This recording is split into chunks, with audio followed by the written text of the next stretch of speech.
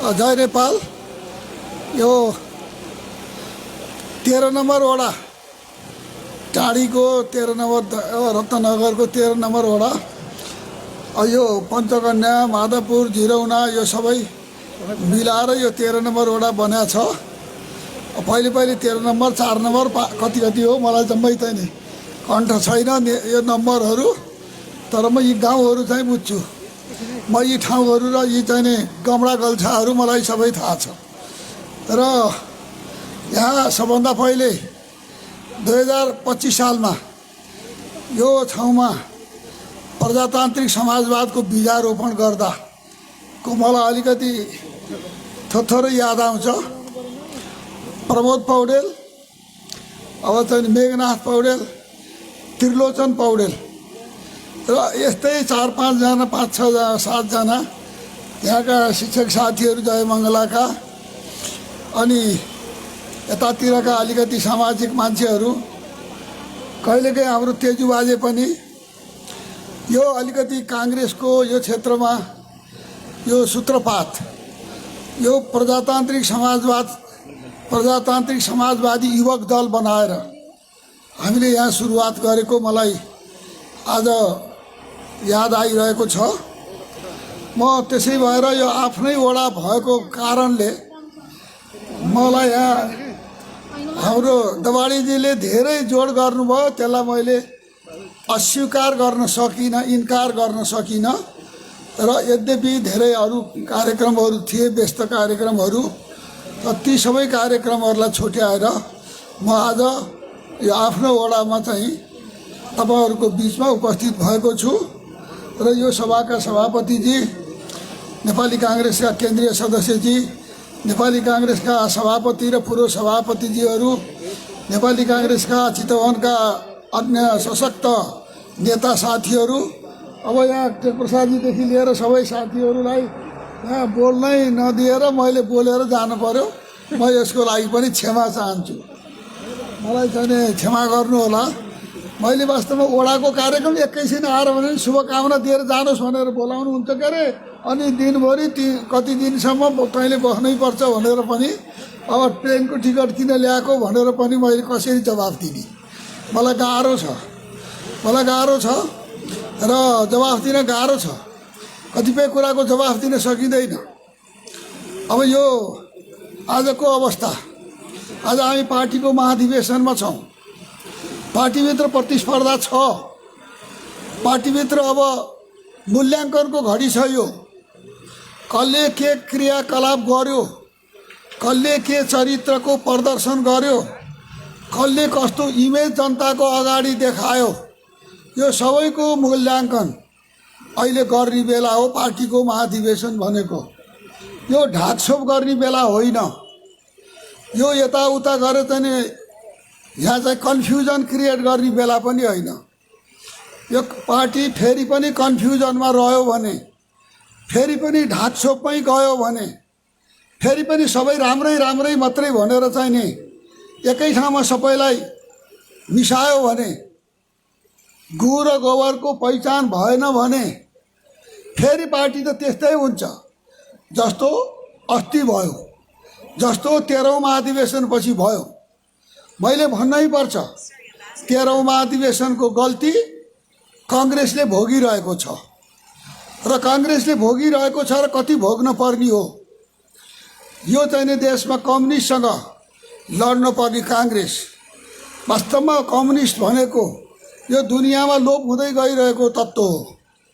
Communism वास्तवमा, म यहाँ कोही कम्युनिस्ट साथीहरू हुनुहुन्छ भने म भन्न चाहन्छु उहाँहरूलाई कि कम्युनिस्ट मार्क्सवादी सिद्धान्त भनेर जो दुनियाँमा आयो त्यो मानवको मनोविज्ञानसित मिल्ने व्यवस्था थिएन, मानवको संस्कृतिसित मिल्ने यो सिद्धान्त र दर्शन थिएन, मानवको प्रकृतिसित मिल्ने सिद्धान्त र दर्शन थिएन।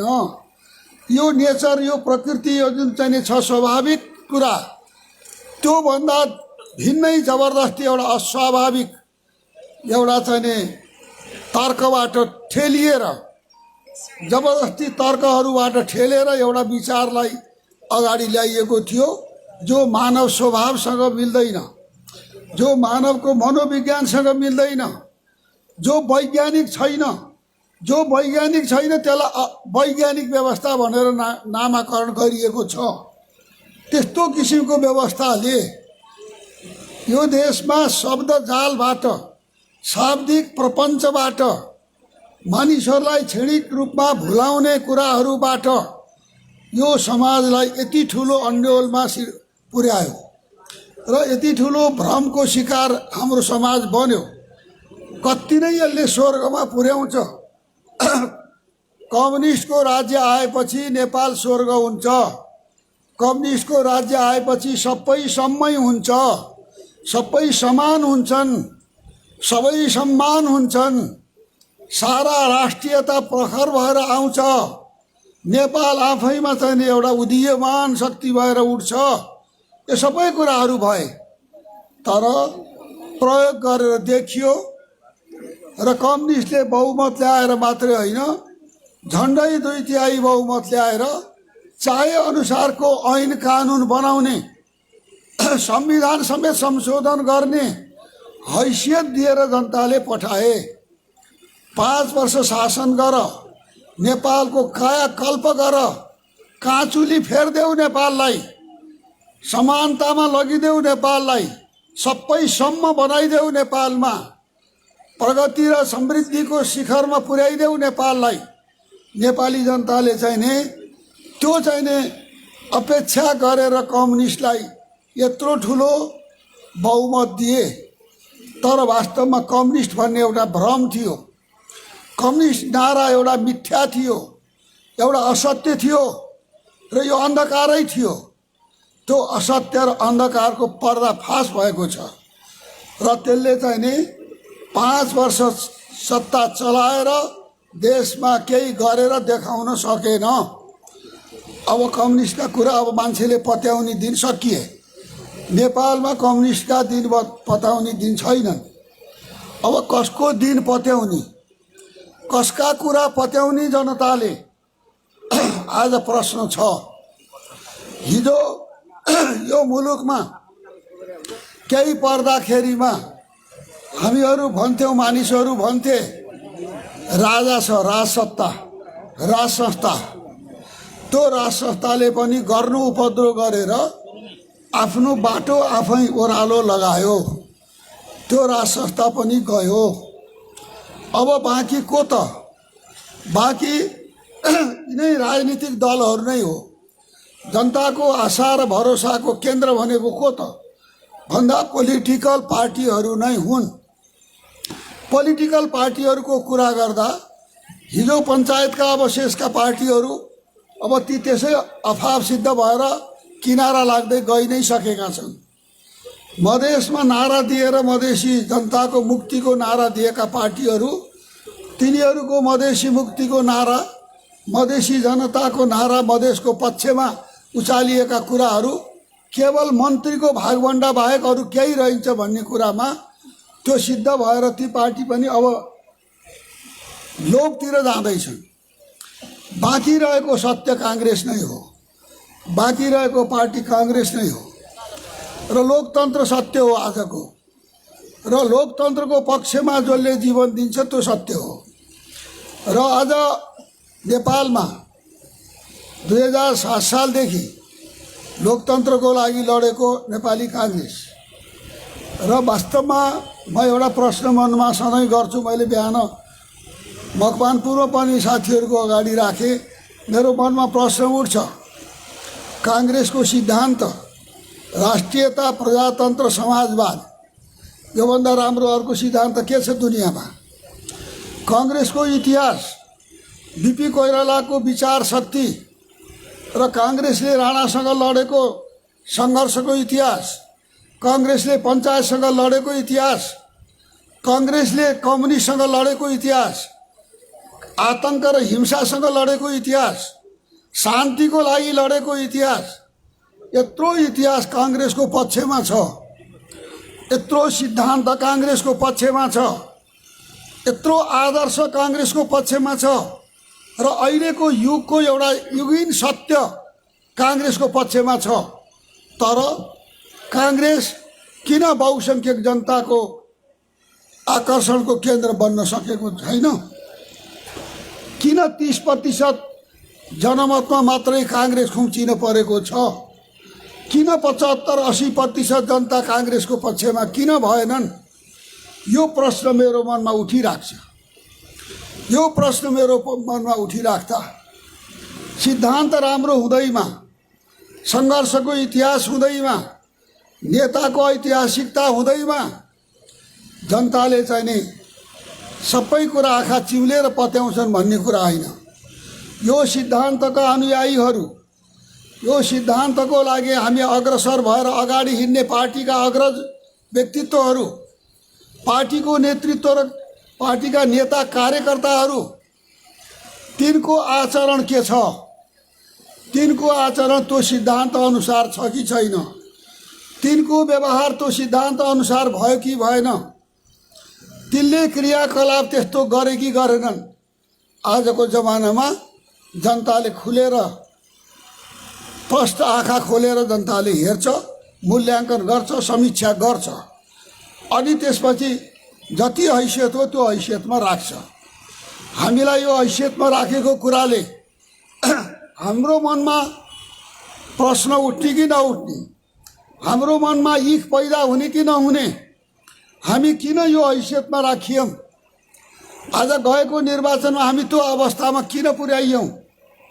यसको खोजी हाम्रो मनले गर्ने कि नगर्ने, यो प्रश्न नै छ यहाँनिर। ढाकछोपको प्रश्न छैन। ढाकछोप गरेर सत्य उद्घाटित हुन सक्दैन। यो पिलो भित्र राखेर चाहिँ नि, यो मलमपट्टी लगाएर चाहिँ नि शरीर ठिक हुँदैन, अपरेसन गरेर निकाल्नै पर्छ। पार्टीभित्र विकृति छन्, पार्टीभित्र विसङ्गति छन्, नेतृत्वको आचरण वास्तवमा अनुकरणीय भएन। यो बेलामा महाधिवेशनमा यसको समीक्षा कांग्रेसले गर्नै पर्छ। आज हेर्नुहोस्, आज के भइरहेको छ नेपालमा? आज हेर्नुहोस्, सारा संस्थाहरू, लोकतन्त्रका जति पनि संस्थाहरू सबै कमजोर भइसके। सबै चाहिँ आज चाहिँ जति आयोगहरू तिनी कति पङ्गु देखा परिरहेका छन्, तिनी कति प्रभावहीन भइरहेका छन्। त्यति मात्र होइन, पोलिटिकल पार्टीहरूको हालत के छ? त्यति मात्र होइन, अदालतको हालत के छ? आज सबैभन्दा बढी जनताले भरोसा गर्ने ठाउँ अदालत, आज त्यहाँको हालत हेर्नुहोस्। यो कसरी भइरहेको छ? किन भइरहेको छ? कुन बिन्दुबाट सुरु भएको अदालत?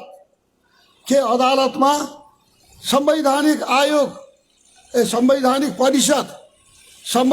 परिषदको ऐनलाई जथानाम तोडमरोड गरेर केही व्यक्तिहरू मिलेर अथवा दुईटा प्रधानमन्त्री र एउटा प्रधान न्यायाधीश मिलेर यो संवैधानिक परिषदलाई भत्काउँदाको परिणाम हो कि होइन? यो सेटिङको परिणाम हो कि होइन? यो सेटिङको परिणामले आज अदालत जर्जर भएर चाहिँ ढल्ला जस्तो अवस्थामा पुग्यो भनेपछि नेपाल कहाँ रहने हो? नेपाल के हुने हो? फेल्ड स्टेट हुने हो? असफल राज्यमा नेपाल परिणत हुन जान खोजेको हो? यति गम्भीर प्रश्न उठेको छ। अब आँखा चिम्लेर बस्ने, खोलेर आँखा खोलेर हेर्ने कि नहेर्ने, त्यसो भएको हुनाले यस्ता प्रश्न उठेका छन्। आज हाम्रो पार्टी किन कमजोर भयो? किन पार्टीका भातृ संस्थाहरूको यो हालत छ? किन नेपाल विद्यार्थी सङ्घ पङ्गु भयो? किन महिला सङ्घ आज चाहिँ किम कर्तव्य विमूढ छ? किन दलित सङ्घको त्यो हालत भएछ? 13-15 वर्षदेखि अधिवेशन हुँदैन। किन आज चाहिँ हाम्रो जनजाति सङ्घ कहाँ गयो? किन हाम्रा चाहिँ यो चाहिँ किसान सङ्घ कहाँ गए? आज चाहिँ प्रजातान्त्रिक सेनानी सङ्घ कहाँ गए? पार्टीका जो बहुशक्तिहरू हुन्, अङ्ग अवयवहरू हुन्, तर यो सबै अङ्ग अवयव कसरी चाहिँ गलितम हुँदै गएका छन्? यो के कारणले भयो? कसले गरायो? यो कसले गरायो? यसको धोइ खोजी नगरिकन, यो कुराको सत्यमा नपुगिकन यो पार्टीको सुधार हुन्छ? यो पार्टी सुध्रेर जनताको विश्वास आर्जन गर्न सक्छ? जनताको जनमतलाई चाहिँ यसले आकर्षित गर्न सक्छ? हाम्रो भित्र यो छलफल हुनुपर्छ। यो आन्तरिक छलफल हो, यो गरेर हामीलाई आफ्नो पार्टीलाई करेक्सन गरेर यदि लान सक्यौँ जनताको बिचमा भने यसलाई कसैले हराउन सक्दैन, नेपाली काङ्ग्रेसलाई कसैले हराउन सक्दैन। त्यसै भएर 14औं महाधिवेशन आएको छ। यो अहिले काङ्ग्रेसको मूल्याङ्कनको घडी छ। काङ्ग्रेसमा चाहिँ रूपान्तरण कसरी गर्ने, साथीहरू के अन्तरण भन्छन्, उस्तान्तरण के म भन्छु रूपान्तरण। यो पार्टीमा रूपान्तरण चाहिएको छ।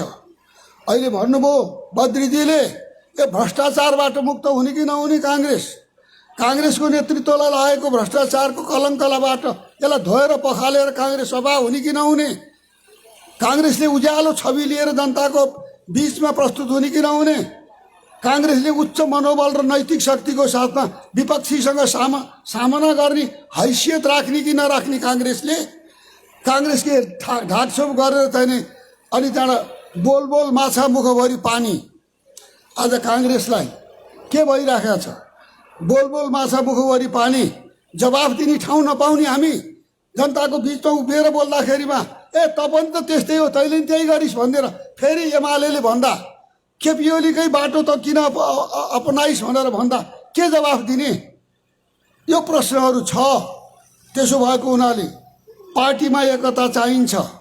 पार्टीमा एकताको लागि पार्टीभित्र न्याय, पार्टीभित्र निष्पक्षता र पार्टीभित्र पारदर्शी मूल्याङ्कन, यो तीनटा कुरा नभई पार्टी एकताको सम्भावना कम छ। त्यसले एक भयो भनेर मात्रै के गर्ने? मैले महासमितिमा विजय गसेदार ल तिमीहरू मिल, दुईजना हात समातेर उठेर ल एक छौँ भन्देऊ, सबै मासबाट पनि त्यही भन्छन्, ल उठेर मिलाइदेऊ हात। ए बाबा हात त मिलायो, तर मैले मञ्चमा गएर भने यो हात मिलाएर हुन्छ?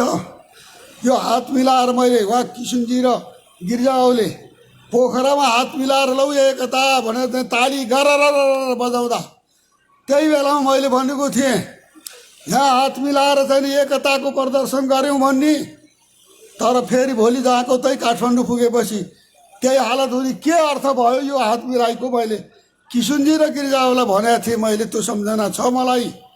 त वास्तव के भयो त? काठमाडौँ गएपछि पार्टी के भयो? काठमाडौँ गएर त्यो हात मिलाएको केही प्रयोजन भयो? त्यसकारण चाहिँ आज यहाँ हात मिलाएँ मैले, हामीले हात मिलायौँ, तर यो हात मिलाइबाट एकता हुँदैन। एकता एजेन्डामा कुरा मिल्नुपर्छ। एजेन्डामा कुरा मिल्यो भने एकता हुन्छ। जुन चाहिँ विषयले के भन्छ संस्कृतमा व्यवहारेण मित्राणि जायन्ते रिपवस्तथा, व्यवहारले नै मित्र बन्छ, व्यवहारले नै शत्रु बन्छ। कोही कसैको थाई मित्र र थाई शत्रु होइन। अङ्ग्रेजीमा पनि भन्छ only the interest is permanent. Interest मिल्यो भने मित्र भयो, इन्ट्रेस्ट मिलेन भने दुश्मन भयो। त्यसो भएको हुनाले अब यो चाहिँ अहिलेको एजेन्डा, अहिले 2-3वटा एजेन्डा यो महासमितिमा आएका छन्। यो मिल्छ भनेदेखि हामी एक हुन्छौँ, हामीलाई एकता हुन्छ। मैले भन्ने गरेको छु यो समयबद्ध काम गरौँ, यो पार्टीको सुनौलो भविष्यको लागि समयबद्ध काम गरौँ भन्ने मैले एउटा एजेन्डा प्रस्तुत गरेको छु। यसमा सभापति र म सहमत हुन सक्यौँ भने हाम्रो बिचमा मेल हुन्छ। हामी दुईजना त उही त हो, सँगै दुःख सङ्घर्ष गरेर आएका मान्छेहरू हौँ, तर विषय मिल्न पर्यो नि। विषय मिलेपछि एक हुन्छ, विषय नमिलेपछि के को एक हुन् नि? विषयमा चाहिँ खटपट भयो भने आज हेर्नुहोस् त, समयमा काम गरेको भए, समयमा अधिवेशन गरेको भए आज नेपाली काङ्ग्रेस यो हालतमा पुग्थ्यो? के भइरहेको छ तपाईँहरूलाई थाहा छ कि छैन? पढेका विद्वानहरू अहिले चाहिँ संवैधान के अरे चाहिँ निर्वाचन समितिले समेत भन्न थाल्यो। निर्वाचन समितिका प्रमुख आयुक्तले भने कि तपाईँहरूले नै बनाएको ऐन हो, तपाईँले नै बनाएको संविधान हो। संविधानको धारा 271 को 2 पढ्नुहोस् त, पढ्नुभएको छ कि छैन? तपाईँले बनाएको होइन त्यो विधान। अनि त्यो अवस्थामा तपाईँले फेरि पनि पार्टीको अधिवेशन गर्नुहुन्न भने, फेरि पनि निर्वाचन गर्नुहुन्न भने हामी के गर्न सक्छौँ? कानुनले आफ्नो बाटो लिन्छ। त्यो भन्ने दिन कसरी आयो? त्यो सुन्न पर्ने अवस्था कहाँबाट आयो? यत्रो महान पार्टी, यति ठुलो पार्टीलाई यो लज्जास्पद स्थितिमा, यो निरीह अवस्थामा कसरी पुर्याइयो? यी सबै कुराको छानपेन, यो सबै कुराको मूल्याङ्कन हुने कि नहुने पार्टीभित्र? पार्टी यत्तिकै चाहिने ढाकछोप गर्ने, सब ठिक छ सब मिल्याछ भनेर हिँडेर पार्टी बलियो हुन्छ? जनता छैनन्, त्यो जनताले हाम्रो मूल्याङ्कन गर्दैन। काङ्ग्रेस उत्रेर आयो कि आएन? काङ्ग्रेस कस्तो इमेज लिएर आयो, कस्तो अनुहार लिएर काङ्ग्रेस उभिएको छ, त्यो जनताले हेर्छ मञ्चमा हामी उभिँदाखेरिमा। त्यसो भएको हुनाले यसलाई विचार गरौँ। मेरो कुरा त्यही हो, यसलाई विचार गरौँ। हाम्रो चाहिँ नि छवि कस्तो छ, कसरी यसलाई सुधारेर हाम्रो पार्टीको महाधिवेशनले 14औं महाधिवेशन एउटा परीक्षाको घडी छ। काङ्ग्रेसका कार्यकर्ताको लागि पनि परीक्षाको घडी हो। काङ्ग्रेसका कार्यकर्ता कुरा गर्न त धेरै थोर जान्ने, तर विवेक पुर्याउन सक्ने कि नसक्ने, तर पार्टीभित्र मूल्याङ्कन गर्न सक्ने कि नसक्ने, नेताको मूल्याङ्कन गर्ने हैसियत राख्ने कि नराख्ने, नेताले जे गर्यो आँखा चिम्लेर मानिदिने हो कि मूल्याङ्कन गर्ने हैसियत राख्ने हो? लोकतन्त्रका सिपाहीहरू हामी, लोकतन्त्रका हामी संरक्षक पहरेदारहरू, हामी यत्रो क्रान्तिका अगुवाहरू हामी हाम्रो मूल्याङ्कन गर्न सक्छौँ कि सक्दैनौँ? हामी आँखा चिम्लेर चाहिँ तकिया नुसी के भन्छ, हामी त्यही बाटो अपनाउँछौँ कि हामी सुधार गरेर पार्टीभित्रका कमी कमजोरीलाई हटाएर यसलाई चाहिँ राम्रो चाहिँ रूपमा जनताको बिचमा उभ्याउने आँट राख्छौँ कि राख्दैनौँ? हामीसँग त्यो क्षमता छ कि छैन? किन पार्टी हारिरहेको छ, किन पार्टी कमजोर भइरहेको छ?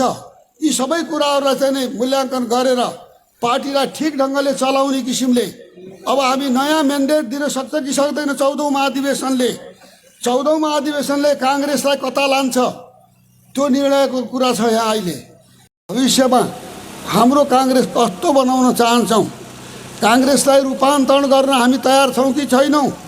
काङ्ग्रेसलाई सुधारेर जनताको बिचमा कसैले चुनौती दिन नसक्ने काङ्ग्रेस, कसैले चाहिँ छि भन्न नसक्ने काङ्ग्रेस बनाउनको लागि हामी कटिबद्ध हुने कि नहुने? आज हाम्रो अगाडि यो प्रश्न छ। यो प्रश्नलाई लुकाएर ढाकछोप गरेर चल्दैन। यो प्रश्नलाई चाहिँ अब हामीले सिधा रूपमा जनताको बिचमा आफूलाई खरो रूपमा उतार्न सक्नुपर्छ।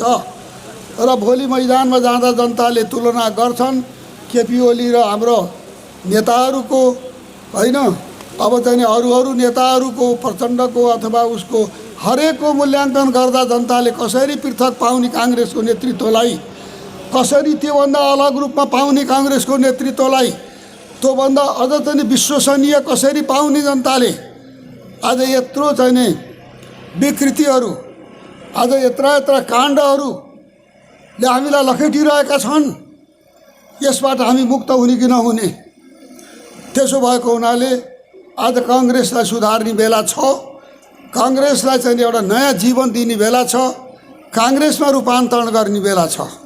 म साथीहरूलाई त्यही भनिरहेको छु र छातीमा हात राखेर सोचौँ, इमान्दार भएर सोचौँ, एउटा आफ्नो आत्मासित सोधौँ, काङ्ग्रेस के गर्दा बलियो हुन्छ? काङ्ग्रेसलाई कसले निष्ठाको राजनीतिमा हिँडाउन चाह्यो, कसले नैतिकताको राजनीतिमा हिँडाउन चाह्यो, कसले जीवनभर? हेर्नुहोस्, वास्तवमा एउटा मैले संस्कृत पढाए मान्छे, हाम्रो यहाँ मित्रहरू पनि संस्कृत पढ्नुभएको छ। मैले संस्कृतको एउटा श्लोक पढाएको थिएँ, त्यो कालिदासको यो एउटा चाहिँ श्लोक मैले पढेको कि के अरे त्यो चाहिँ के अरे यो सहज परिस्थितिमा सबै के छ नि? अब यो मान्छे के भने, मौका नपर्दा सबै असल हुन्छन्, होइन? अवसर नआउँदा सबै स्वच्छ हुन्छन्। अवसर पाएर पनि त्यो अवसरमा जो चुक्दैनन्, जो त्यसमा डुब्दैनन् भ्रष्टाचारमा, तयेव धीरा विकार हेतौ सति विक्रियन्ते येषां न चेतांसि तयेव धीरा। कालिदासले भन्यो, विकारको कारण विद्यमान नभएको बेलामा, होइन, जो पनि सज्जन हुन्छ। मौका नपाएको बेलामा जो पनि सज्जन हुन्छ, तर मौका पाएर पनि विकारको कारण विद्यमान अगाडि सामनेमा उपस्थित हुँदा पनि जसको चित्त विकृत हुँदैन, जसको मन विचलित हुँदैन, त्यसैलाई धीर भन्नुपर्छ। सत्तामा पुगेर पनि नेपाली काङ्ग्रेस सबैभन्दा धेरै सत्तामा पुगेको पार्टी हो। मैले कम्युनिस्टहरूलाई म जवाफ दिन्छु, ठिक छ, काङ्ग्रेसमा पनि भ्रष्टाचारको आरोप लागेको छ, कम्युनिस्टमा पनि भ्रष्टाचारको आरोप लागेको छ, तर तुलना गरौँ, कम्युनिस्टहरू छोटो समयमा सत्तामा पुग्ने बित्तिकै कोही पनि बाँकी नरहेर कसरी भतक्कै कुहिएर चाहिँ नि भ्रष्टाचारबाट लत्तर पत्तर भए। तर काङ्ग्रेसमा धेरैभन्दा धेरै सत्तामा बसेर पनि धेरैभन्दा धेरै मान्छेहरू विकृतिबाट मुक्त, भ्रष्टाचारबाट मुक्त र यो चाहिँ नि स्वच्छ चरित्र लिएर निस्किएका काङ्ग्रेसमै खोज्दा पाइन्छ, काङ्ग्रेसमै खोज्दा पाइन्छ, अन्त पाइँदैन। यो अवसर पाएर पनि भ्रष्टाचारमा नडुब्ने मान्छे काङ्ग्रेसभित्र पाइन्छ, तर अवसर पाएर भ्रष्टाचारमा चुर्लुममा डुब्ने अनि भ्रष्टाचारको पैसाको बलमा अनि सत्तामा कब्जा जमाइरहने अनि भ्रष्टाचारकै पैसाले वरपर आफ्नो शक्ति बढाइरहने, अनि त्यसले गर्दा निमुखा जनताले के भन्ठान्छन्, यही जसरी पनि त्यही गरे हुँदो रहेछ, के मतलब हो डेमोक्रेसीको। त्यसो भएको हुनाले मैले सुने, मैले प्लेन उडिसकेको गरेँ काठमाडौँबाट, मैले अहिले तपाईँहरूलाई भन्नै पर्छ, एउटा मौका पाएर पनि भ्रष्टाचारमा नडुब्ने मान्छे पनि हाम्रो पार्टीभित्र छन्, विरोधीका अगाडि देखाउन लायक मान्छे पनि छन्, तर तिनलाई पाखा पारेर अनि पैसाको बलमा सारा मनी मसलको आधारमा अर्कैतिर पार्टीलाई लैजाने हो भने यो पार्टीको भविष्य रहँदैन। यति कुरा मैले भन्न खोजेको हो। म तपाईँहरूलाई शुभकामना दिन्छु र म आफ्नो चाहिँ वडामा आएर आज बोल्न पाएकोमा मलाई गर्व लाग्यो। आयोजक साथीहरूलाई धन्यवाद दिन्छु। धन्यवाद। जय नेपाल।